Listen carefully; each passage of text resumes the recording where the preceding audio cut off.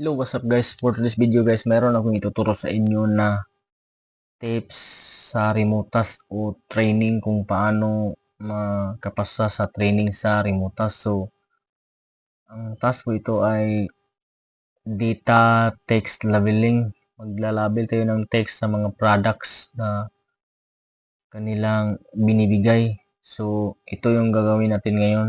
So, but before that, don't forget to like and subscribe to my channel para updated ta sa tips and tutorials at sa mga bagong upload.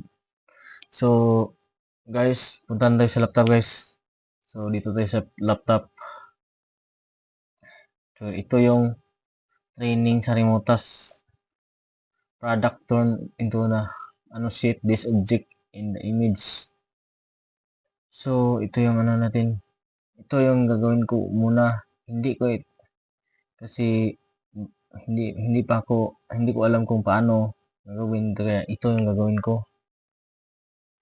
Maglagay ako ng sheet dito.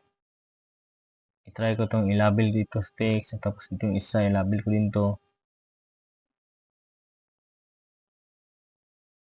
Ito, kasi hindi ko pa alam itong training na to.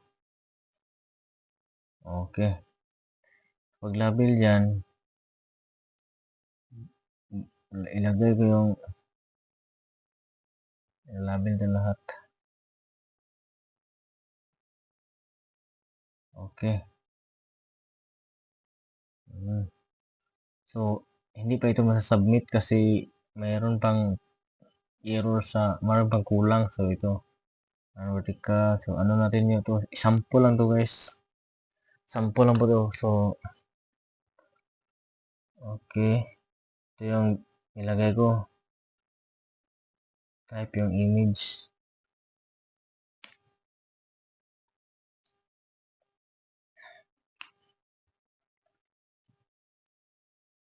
Type yung letter natin. So, ito. Isa. Lagyan ko lang ito. Kasi hindi ko mabasa. Lagyan ko lang ito ng ibang text. Lagyan natin ng ibang text para Tapos ito. Kasi error siya. Hindi siya masubmit. Oh. Lagyan natin ito ng text. Okay. Submit. So, automatic mag-i-error yan. Mag-i-error talaga yan.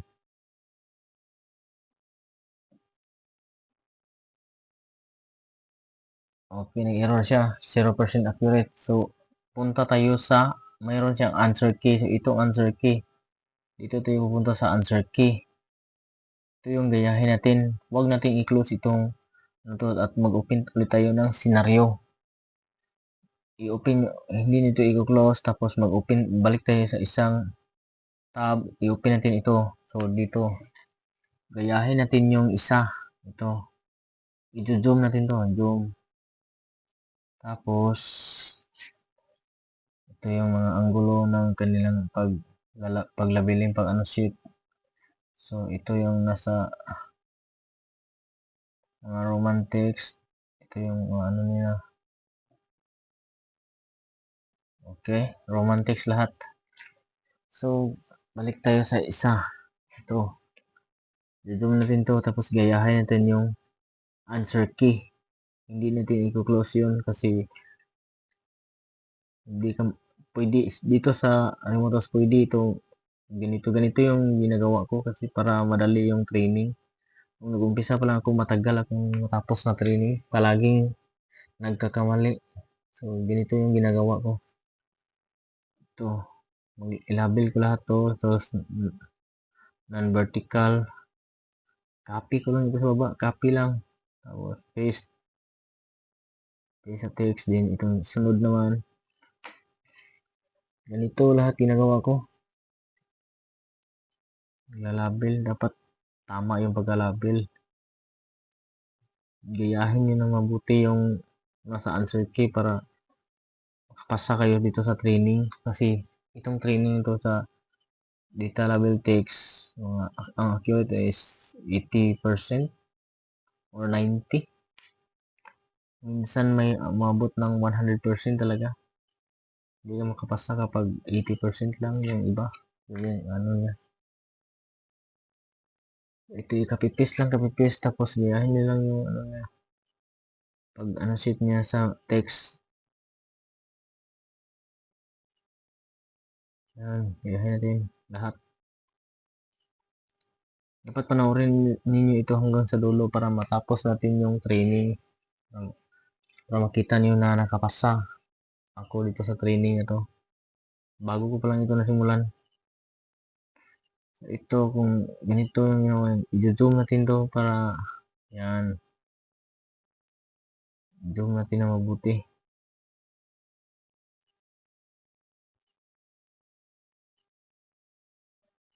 Ayusin natin yung ano, paglabel ng text. Yan. Tingnan natin na mabuti ito.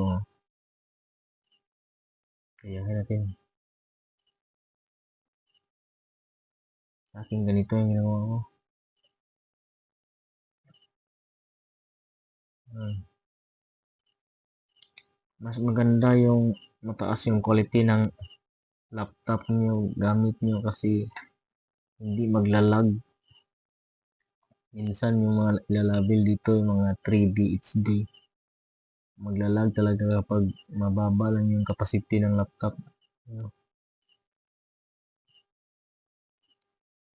Okay, then non-vertical, romantic, non-vertical. Copy yung text, copy din paste. Okay, dito sa baba naman. Tapusin natin to guys. Ito yung ginagawa namin. Yung partner ko ganito din. Kasi dito sa Remotas, lahat ng ginagawa as a freelance, yung transcribe, yung data labeling, mga sasakyan yung nilalabel, lahat transcribe ng audio, dito okay dito sa Remotas, lahat ng trabaho as a freelancer nandito po. So ito, madali na to.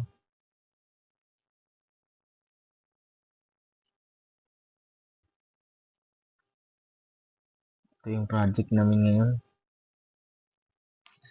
Kapag na-unlock to, malaki yata ang sahod dito. Okay.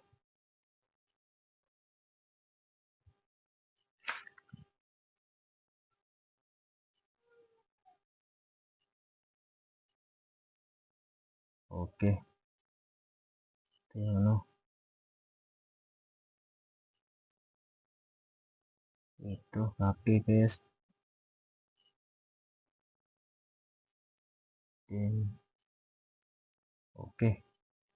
Send na last. Baba.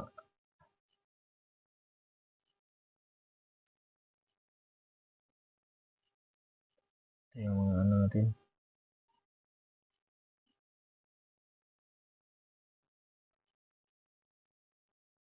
Ito guys, dapat ayusin natin yung training para makakuha tayo ng task dito sa remote task. Importante kasi yung training. Kung magkamali kayo ng pag ano sheet, ibabox nyo lang, backspace. Backspace nyo lang.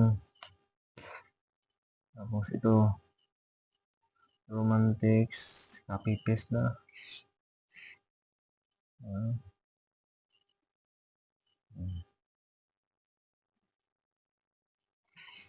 Copy nyo lang.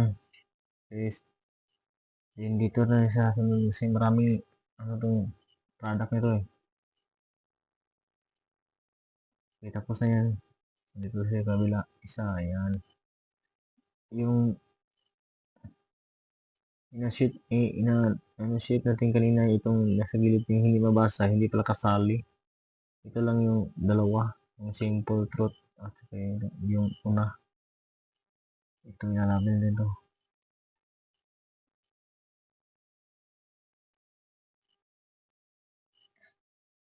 Ayan.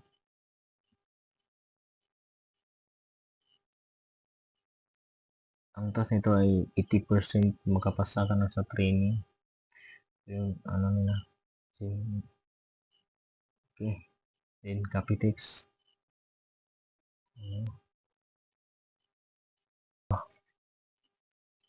I-zoom natin ng mabuti para malabin natin ng maayos.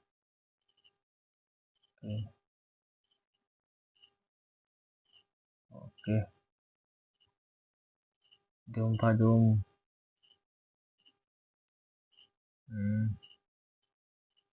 Zoom.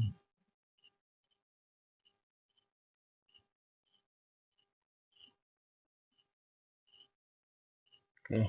Copy paste.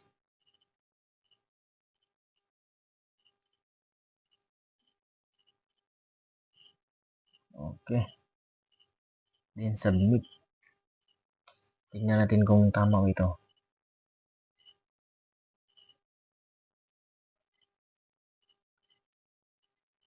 Yes. So you successfully completed this challenge. So next naman, next course. Continue next course. Okay. Next course, then open training scenario. Ito. Okay. Ano, hindi ko to ano ko lang to sample na to ano hindi ko ito itatama. Mali ko rin ito para ito yung answer key niya.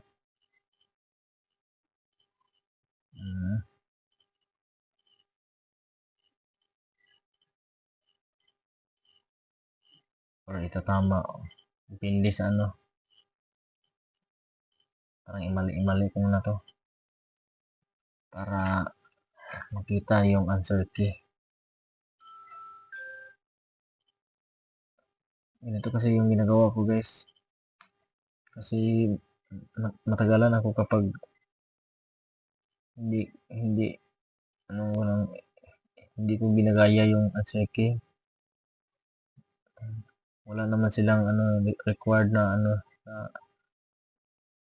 na bawal kopyahin. Pero sa actual na trabaho walang ano answer key. Kung ano yung na label mo yun na yung kung ano yung masubmit mo yun na yung i-rate nila kung tama ba o mali. Kung tama, malaki yung sahod. Kung mali, maliit lang yung ibigay sa kanila. Mga cents lang. So ito. Labi na ito.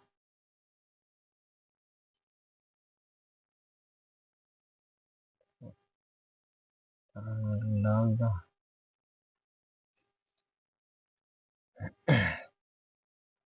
Ito. So, vertical top to bottom. Ano ko lang to.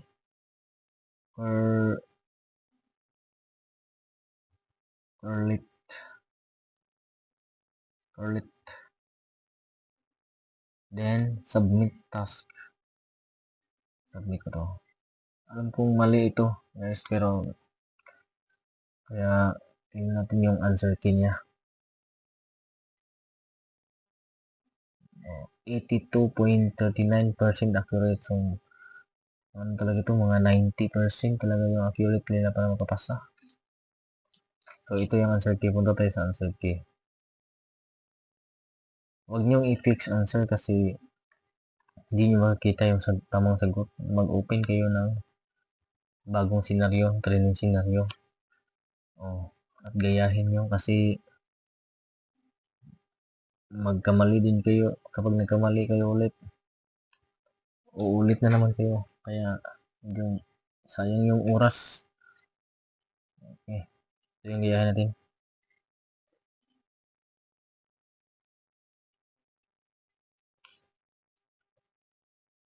Yung ginagaya namin. Okay. Roman text, then copy paste. Vertical bottom to top. Then, copy. Paste. Yung isa, correct. Okay.